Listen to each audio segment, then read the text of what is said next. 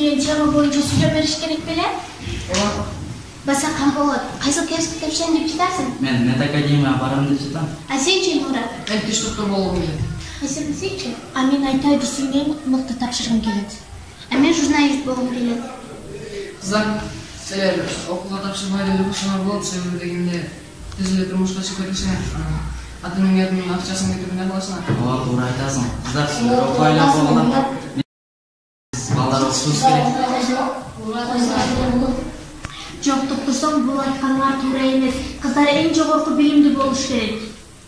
Ооба, силер кыз бала деп эле тебелеп тепсегениңер болбойт. Мисалы, мен иштеп окуп, ата-энемди чоң саякаттарга жеткиргим келет. Кыргыздарда эң чоң чыган кыздар чыккан. Мисалы, Айсулуу Тунубекова, Эрим Жуманазарова, ошол эжелерибиз да ошондой ийгиликтер менен ошол даражага жетишкен.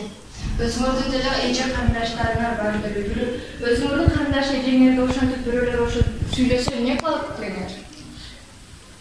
Ооба, туура айтасың. Силер бизди кыз деп эле антип биздин кыз деп элегенге болбойт. Кыз деле билим алып, татыктуу жумушка киришүү керек. Ооба, башка кыздар деле жүрөт, окуп иштеп, ата-энелерине үй машина алып берип жатат. Ооба, кыздар, туура айтасыңар. Айып биз